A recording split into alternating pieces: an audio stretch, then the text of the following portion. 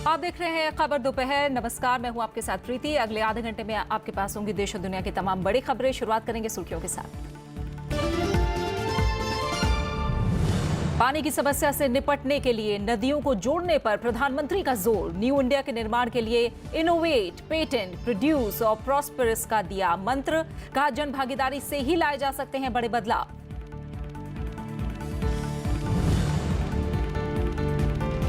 आयकर रिटर्न जमा करने की आखिरी तारीख आज। 2016-17 का बकाया और 17-18 का संशोधित आयकर किया जा सकता है जमा। करदाताओं की सुविधा के लिए रात 8 बजे तक खुले रहेंगे बैंक।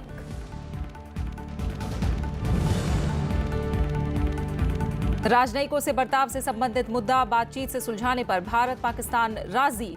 दोनों देशों के विदेश मंत्रालय ने कहा, 1992 के कोड ऑफ कंडक्ट के तहत हो समाधान।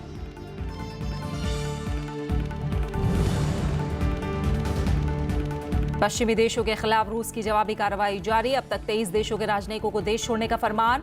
निष्कासित होने वालों में 13 यूक्रेनी, फ्रांस, जर्मनी और पोलैंड के 4 राजनयिक शामिल।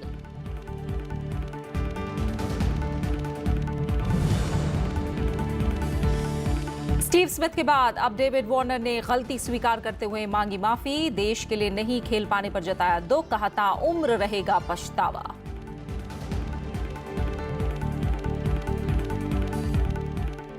पानी की समस्या से निपटने के लिए प्रधानमंत्री नरेंद्र मोदी ने नदियों को जोड़ने पर जोर दिया है। स्मार्ट इंडिया हैकाथॉन 2018 के ग्रैंड फिनाले को कल वीडियो कॉन्फ्रेंसिंग के जरिए संबोधित करते हुए उन्होंने ये बात कही।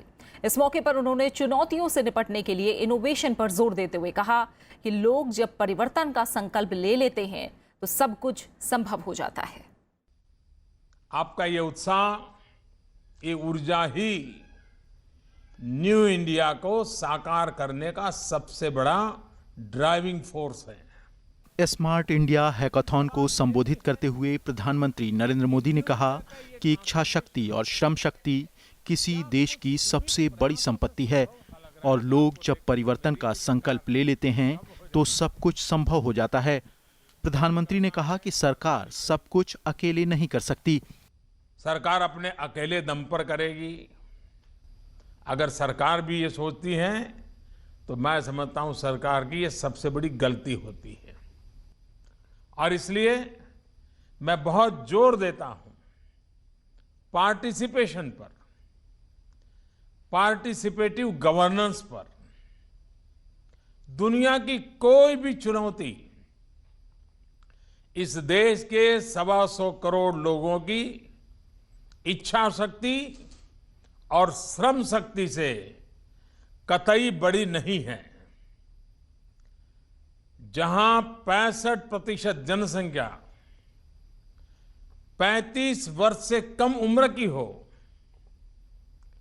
जहां पर डेमोग्राफिक डिविडेंड का इतना विस्तार हो, उस देश के लोग ठान लें तो कोई भी लक्ष्य असंभव नहीं है। प्रधानमंत्री ने कहा कि इनोवेशन एक प्रक्रिया है जो कभी रुकती नहीं है और सरकार इनोवेशन को प्रोत्साहित करने के लिए हर मुमकिन कदम उठा रही है। उन्होंने IPPP यानी इनोवेट, पेटेंट, प्रोड्यूस और प्रॉस्पेरस पर जोर दिया। जल संकट का जिक्र करते हुए उन्होंने कहा कि नदियों को जोड़ने से इस समस्या का समाधान हो सकता है।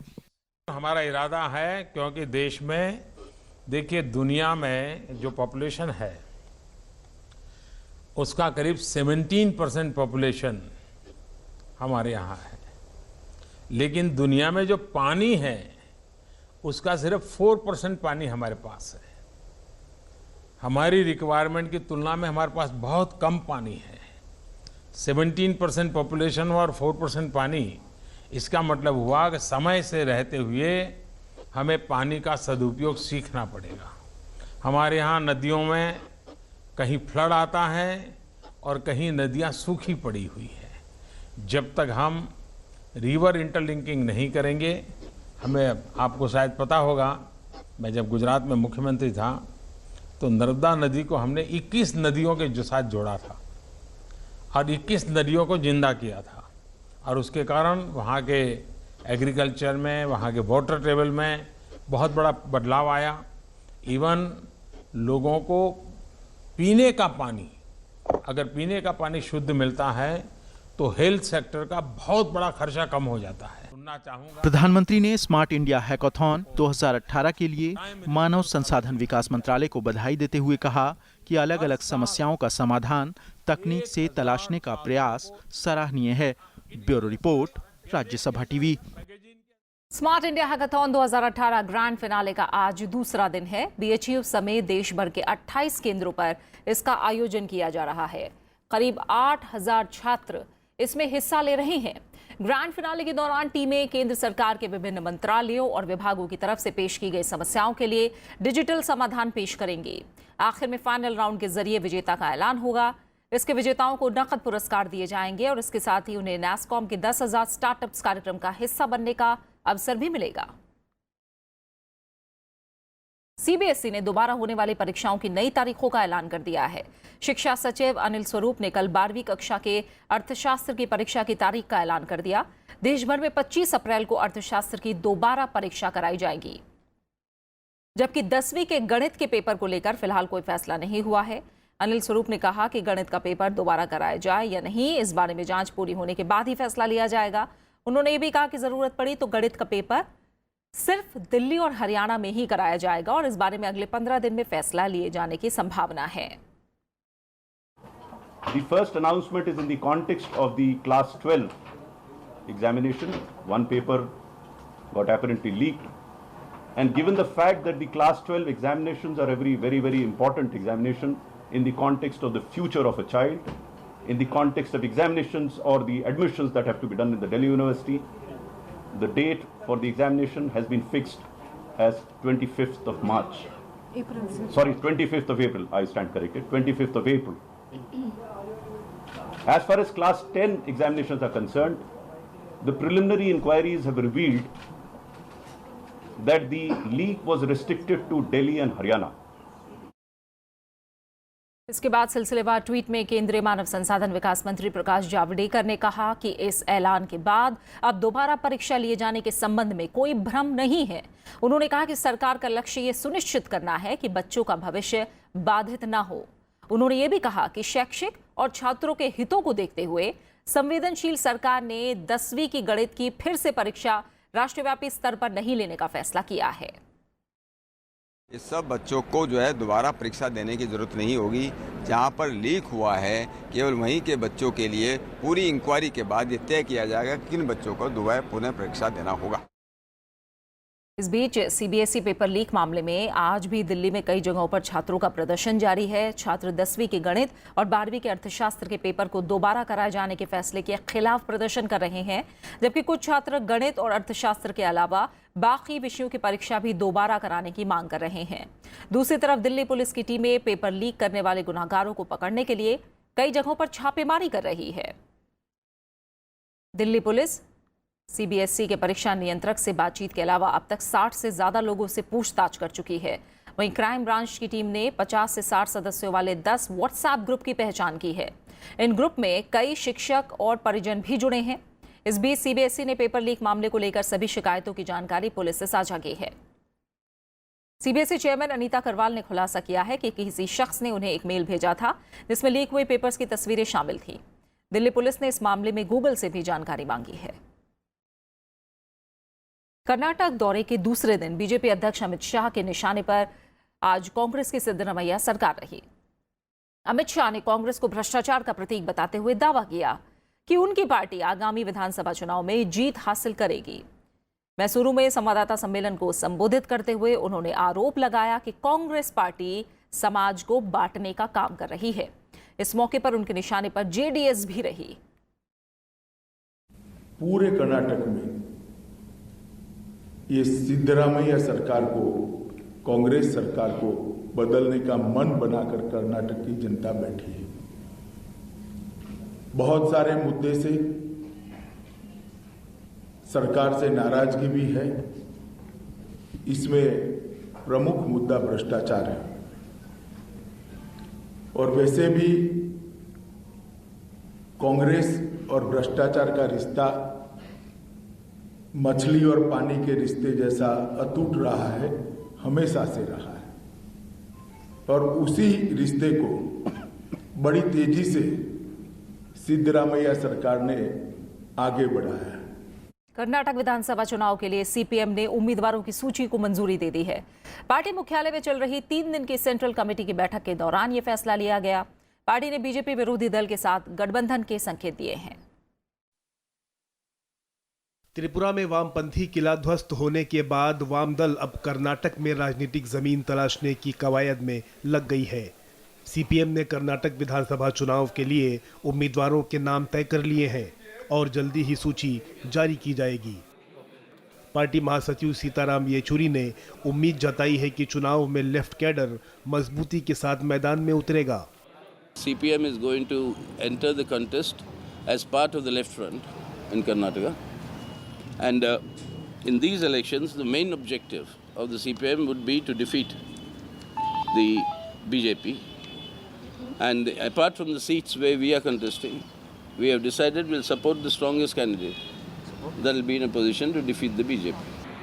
बैठक में 2019 के लोकसभा चुनाव के मद्देनजर संभावित तीसरे मोर्चे की अटकलों पर भी चर्चा की गई। कांग्रेस तोड़ के जब वो बीजेपी बनी थी, तृणमूल कांग्रेस बनी थी, तो वो बीजेपी के साथ जाने के लिए, उसके बाद वो 2 बार एनडीए में वो शिरकत की हैं। और अभी भी जब भी बीजेपी खतरा महसूस करता है, अभी चूँकि उपचुनाव में ये पता चला, तो उनको झोली से निकालता है। सेंट्रल कमेटी की बैठक में बंगाल से लेकर बिहार तक के सांप्रदायिक ध्रुवीकरण के मुद्दे के अलावा सीबीएसई पेपर लीक मामले पर चर्चा हुई। लेफ्ट नेताओं ने सरकार की कार्यप्रणाली पर सवाल भी उठाए। बैठक में बेरोजगारी और किसानों के भी मुद्दे छाए रहे। मोहम्मद फातेह टीपू, राज्यसभा टीवी। केंद्र सरकार ने कावेरी प्रबंधन बोर्ड की संरचना को लेकर स्पष्टीकरण की मांग करते हुए याचिका दायर कर दी है। केंद्र ने इस मामले पर सुप्रीम कोर्ट के 16 फरवरी के आदेश को लागू करने के लिए और समय भी मांगा है। सुप्रीम कोर्ट ने 16 फरवरी को ही केंद्र को 6 हफ्ते के भीतर कावेरी प्रबंधन बोर्ड और कावेरी वाटर रेगुलेटरी कमेटी गठित करने का आदेश दिया था, लेकिन केंद्र सरकार ने अब तक इसे गठित नहीं किया है। इस बीच तमिलनाडु सरकार ने भी कावेरी प्रबंधन बोर्ड के गठन के मुद्दे पर सुप्रीम कोर्ट में केंद्र सरकार के खिलाफ अवमानना याचिका दायर की है। तमिलनाडु के मुख्यमंत्री के पलनीसामी की अध्यक्षता में हुई बैठक में इस मामले में कानूनी कदम के बारे में फैसला लिया गया था। इस बीच कावेरी मैनेजमेंट बोर्ड के गठन की मांग को लेकर AIADMK कार्यकर्ता 3 अप्रैल को उपवास करेंगे। उधर डीएमके ने भी बैठक करके इसे लेकर प्रदर्शन करने का फैसला किया है। SC/ST कानून पर तत्काल गिरफ्तारी पर रोक संबंधी सुप्रीम कोर्ट के दिशा निर्देशों के खिलाफ केंद्र सरकार ने पुनर्विचार याचिका दाखिल करने का फैसला ले लिया है। केंद्रीय मंत्री थावरचंद गहलोत ने ट्वीट करके बताया कि सरकार ने फैसला किया है कि वो पुनर्विचार के आग्रह के साथ सुप्रीम कोर्ट जाएगी। उन्होंने कोर्ट के फैसले को लेकर आंदोलन करने वाले सभी संगठनों और लोगों से आंदोलन वापस लेने का भी अनुरोध किया है। खबरें जारी हैं, लौट रहे हैं एक छोटे से ब्रेक के बाद।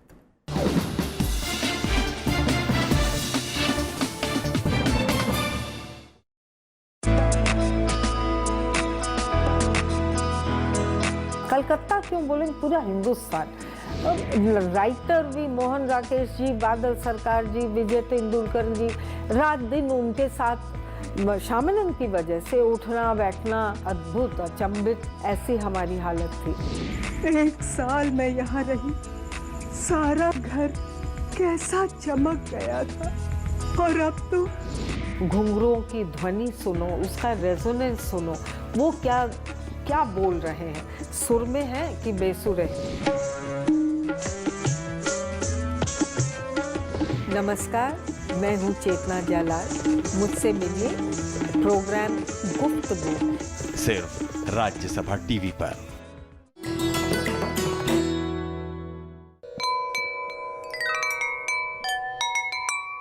जल तरंग, मिट्टी चीनी के प्यालों से निकलती अद्भुत स्वर लहरियां और पानी की सतह से गूंजती संगीत की मधुरता। इस संगीत का मिलता है अनेक प्राचीन ग्रंथों में बयान। मिलिंद तुलंकर और सीता दुरै स्वामी जैसे संगीतज्ञों ने बनाई है संगीत की इस अनोखी विद्या में विश्वव्यापी पहचान। और जीवन की 64 महत्वपूर्ण कलाओं में से एक बता गए हैं इसे महर्षि वात्स्यायन।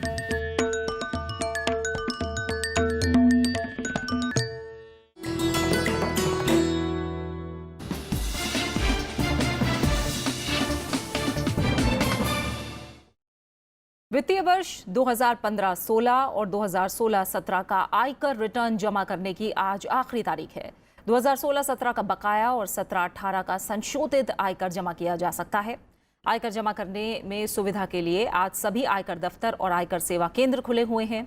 रिजर्व बैंक के कार्यालय और सरकारी बैंकिंग में लगी सभी अधिकृत शाखाएं करदाताओं की सुविधा के लिए आज रात 8 बजे तक खुली रहेंगी। इलेक्ट्रॉनिक लेन देन भी आधी रात तक किया जाएगा। रिजर्व बैंक ने कहा है कि आरटीजीएस और नेफ्ट जैसी केंद्रीकृत भुगतान प्रणाली भी इस दौरान काम करेगी। सरकारी लेन देन की सुविधा के लिए देश भर में विशेष क्लियरिंग ऑपरेशन के संचालन के लिए आवश्यक व्यवस्था भी की गई है।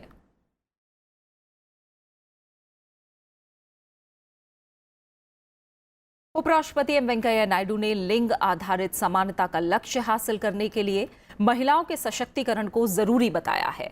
उन्होंने भेदभाव की कुरीति खत्म करने पर भी जोर दिया है।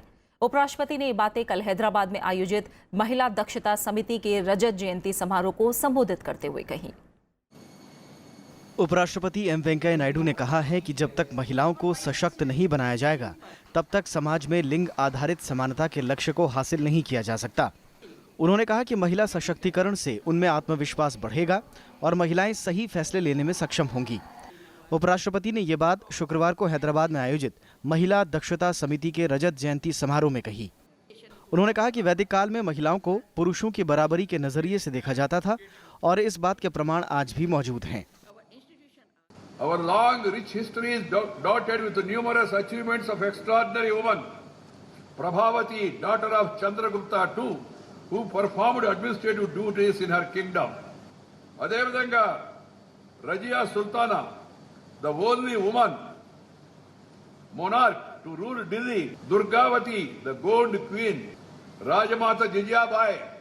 We could also recount the famous poetess like Mulla, who wrote Ramayana. Akka Mahadevi, a 20th century Kannada poetess. Tamil poetess Andal and Avayar. उपराष्ट्रपति ने इस बात पर चिंता जताई कि भारत की समृद्ध विरासत के बावजूद कई जगहों पर आज भी लिंग भेदभाव किया जाता है और इस भेदभाव के चलते साक्षरता के मामले में महिलाएं पीछे रह जाती हैं। उन्होंने कहा कि कारोबारी गतिविधियों और राजनीति में महिलाओं की कम भागीदारी इसी भेदभाव का नतीजा है। దీంతో పాటు మహిళలు కూడా నేను ఇందాక చెప్పినట్టుగా తమ కర్తవ్యాన్ని భరించాల్సి ఉంది. ఇది దురదృష్టం. 70 ఏళ్ల స్వతంత్ర అనంతరం కూడా మన దేశంలో మహిళల యొక్క విద్యా శాతము తక్కువగా ఉంది. Literacy rate among women has to be improved drastically to enable them get gainful employment or take up skilled vocations. Needless to say that education forms the foundation for empowering women. As had been most aptly and said, educating a woman means educating an entire family. उपराष्ट्रपति ने कहा कि महिलाओं को शैक्षिक, सामाजिक और राजनीतिक रूप से सशक्त बनाना देश की मौलिक जरूरत है। उन्होंने कहा कि यह कदम देश की प्रगति में मददगार साबित होगा। उन्होंने कहा कि महिलाओं की सक्रिय भागीदारी के बिना एक नई सामाजिक व्यवस्था की स्थापना सफल नहीं हो सकती। राजकमल राव, राज्यसभा टीवी, हैदराबाद। लोकसभा के 25 सांसदों को कल हिंदी पत्रिका फेम इंडिया ने सर्वश्रेष्ठ संसदीय पुरस्कार से सम्मानित किया। इस मौके पर केंद्रीय मंत्री हर्षवर्धन ने लोगों के कल्याण के लिए अथक प्रयास करने के लिए सांसदों को प्रेरित किया। साथ ही उन्होंने देश के विकास में सांसदों के योगदान की सराहना की। शुक्रवार को लोकसभा के 25 सांसदों को साल 2018 के फेम इंडिया अवार्ड से नवाजा गया। विजेताओं के नाम का चयन करने के लिए हिंदी पत्रिका फेम इंडिया और सर्वे एजेंसी एशिया पोस्ट ने मिलकर सर्वेक्षण कराया था। कार्यक्रम में केंद्रीय मंत्री हर्षवर्धन ने देश के विकास में सांसदों के योगदान की सराहना की। जो कुछ भी अच्छा हो रहा है देश में, समाज में, उसको बड़े पैमाने पर बड़ा स्केल अप करके सारे माध्यमों से सब लोगों को, whether it is a media, magazine or a social organization or an individual, whosoever, wherever he is, he should highlight that and help in boosting the efforts of all those good people. जिन सांसदों को fame India सम्मान से नवाजा गया उनमें अनुराग ठाकुर, पूनम महाजन, निशिकांत दुबे, सुधीर गुप्ता और उदित राज समेत BJP के 14 सांसद शामिल हैं। कांग्रेस से गौरव गोगोई और दीपेंद्र सिंह हुड्डा का नाम इस अवार्ड के लिए चुना गया। बीजू जनता दल के रविंद्र कुमार जैना और कलिकेश नारायण सिंह देव ने भी फेम इंडिया अवार्ड हासिल किया। इसके अलावा शिवसेना से अरविंद सावंत, एनसीपी से सुप्रिया सूले, जन अधिकार पार्टी से पप्पू यादव, राष्ट्रीय लोक दल से दुष्यंत चौटाला, क्रांतिकारी समाजवादी पार्टी से एनके प्रेमचंद्रन, टीएमसी से सौगत राय और शिरोमणि अकाली दल से प्रेम सिंह चंदू माजरा को भी सम्मानित किया गया। सांसदों के नाम का चुनाव संसद में होने वाली बहस में उनकी भागीदारी, उनकी तरफ से उठाए गए मुद्दे, गैर सरकारी सदस्यों के विधेयकों की संख्या, उपस्थिति और उन्हें आवंटित किए गए फंड के इस्तेमाल के आधार पर किया गया। कृति मिश्रा, राज्यसभा टीवी। बिहार और आंध्र प्रदेश में ओलावृष्टि से 9 लोगों की मौत हो गई है। बिहार में ओलावृष्टि से 5 लोगों की जान गई है। गोपालगंज, मुजफ्फरपुर, सीतामढ़ी, दरभंगा, मधुबनी समेत उत्तर बिहार के अन्य जिलों में कल ओले गिरे, जिससे आम, लीची, गेहूं और मक्के की फसल को व्यापक नुकसान पहुंचा है। राज्य सरकार ने नुकसान के आकलन का निर्देश दे दिया है। मौसम विभाग ने राज्य में अगले 2 दिन में और ज्यादा ओलावृष्टि की आशंका जताई है। वहीं आंध्र प्रदेश के कडप्पा जिले में शुक्रवार देर रात अचानक हुई मूसलाधार बारिश और ओले गिरने से 4 तीर्थयात्रियों की मौत हो गई और 50 लोग घायल हो गए। ये दुर्घटना उस समय हुई जब कोडारमा ब्रह्मोत्सवों के लिए मंदिर के पास इकट्ठे हुए श्रद्धालुओं पर टीन की छतें गिर गईं। राज्य सरकार ने मृतकों के निकटतम परिजनों को 15-15 लाख रुपए की अनुग्रह राशि देने का ऐलान किया है। वहीं मेघालय के पश्चिमी खासी और जयंतिया के पहाड़ी जिलों में कच्चे मकानों और फसलों को बारिश और ओलावृष्टि से काफी नुकसान पहुंचा है। मुख्यमंत्री कोनराड संगमा ने भारी बारिश और ओलावृष्टि के बाद के हालात का जायजा लिया। मुख्यमंत्री ने राज्य के आला अधिकारियों को ओलावृष्टि से हुई स्थिति पर तुरंत रिपोर्ट पेश करने का आदेश भी जारी किया। इस बीच मौसम विभाग ने आज और कल इसी तरह का मौसम रहने की आशंका जताई है। भारत पाकिस्तान राजनयिकों के साथ बर्ताव के मुद्दे को बातचीत के जरिए सुलझाने पर राजी हो गए हैं। दोनों देशों ने राजनयिकों के साथ बर्ताव से जुड़े मुद्दों को बातचीत के जरिए हल करने पर सहमति जताई है। दोनों देशों ने राजनयिकों के उत्पीड़न को लेकर एक दूसरे पर आरोप लगाए थे। विदेश मंत्रालय ने दोनों पक्षों के बीच राजनयिकों से बर्ताव से जुड़े मुद्दे को 1992 के कोड ऑफ कंडक्ट के तहत हल करने की बात भी कही। पाकिस्तान विदेश कार्यालय ने भी इसी तरह का एक बयान जारी किया है। ये संहिता दोनों देशों के राजनयिक और वाणिज्य दूतावास अधिकारियों को अंतर्राष्ट्रीय कानूनों के तहत आसान कामकाज मुहैया कराने के लिए है। इस महीने की शुरुआत में भारत ने पाकिस्तान से इस्लामाबाद दूतावास में काम कर रहे अपने अधिकारियों की सुरक्षा सुनिश्चित करने को कहा था।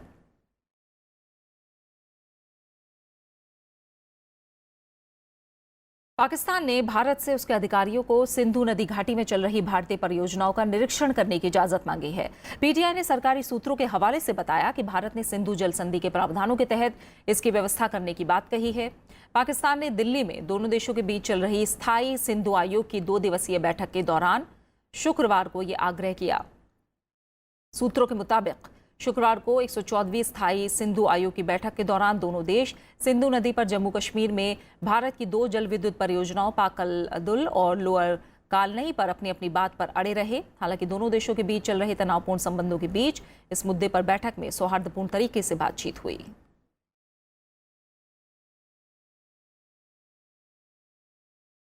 रक्षा मंत्री निर्मला सीतारमण रूस की राजधानी मॉस्को में होने वाले 7वें मॉस्को कॉन्फ्रेंस में शिरकत करेंगी। वो सम्मेलन में शामिल होने के लिए 3 से 5 अप्रैल के बीच रूस का दौरा करेंगी। इस दौरान वो रूस के रक्षा मंत्री के अलावा कई दूसरे वरिष्ठ नेताओं के साथ मुलाकात करेंगी। इस दौरान उनका जोर दोनों देशों के बीच रक्षा सहयोग समेत आपसी संबंधों को और मजबूत बनाने पर होगा। अमेरिका समेत पश्चिमी देशों के खिलाफ रूस की जवाबी कार्रवाई जारी है। रूस ने 23 देशों के राजनयिकों को देश से निष्कासित करने का ऐलान कर दिया है। रूस ने 13 यूक्रेनी राजनयिकों को रूस से जाने के लिए कहा है।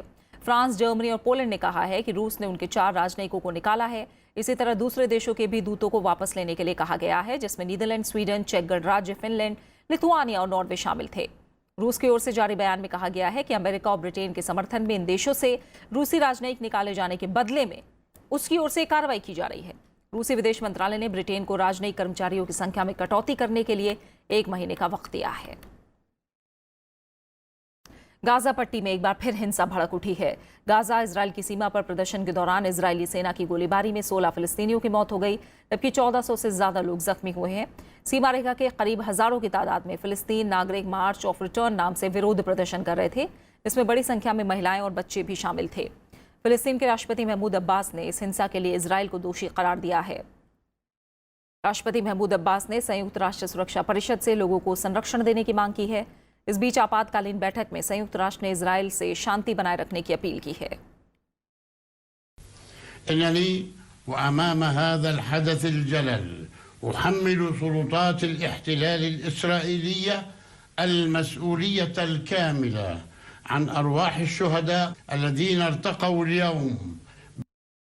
गेंद से छेड़छाड़ के आरोपी और ऑस्ट्रेलिया क्रिकेट टीम के पूर्व उप कप्तान डेविड वार्नर आज मीडिया के सामने आकर उन्होंने सफाई दी। मीडिया से मुखातिब होते वक्त वार्नर की आंखों में आंसू थे। सलामी बल्लेबाज वार्नर ने गलती स्वीकार करते हुए माफी मांगी। उन्होंने कहा कि जो कुछ भी हुआ उसके लिए वो पूरी जिम्मेदारी लेते हैं। उन्होंने कहा कि ऑस्ट्रेलिया क्रिकेट टीम का उप कप्तान होने के नाते उन्होंने बड़ी भूल की। वार्नर ने कहा कि उन्हें इस बात का एहसास है कि शायद अब वो कभी भी अपने देश के लिए फिर से क्रिकेट नहीं खेल पाएंगे। I take full responsibility for my part in what happened, and I am deeply sorry for the consequences of what I was involved in. In the back of my mind, I suppose there is a tiny ray of hope.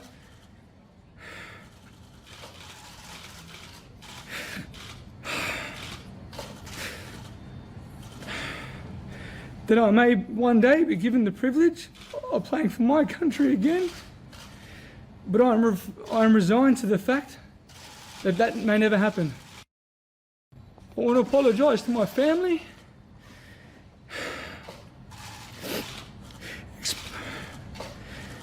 especially my wife and daughters. I apologise unreservedly. और इसी के साथ फिलहाल खबर दोपहर में इतना ही। आप बने रहिए राज्यसभा टीवी के साथ। नमस्कार।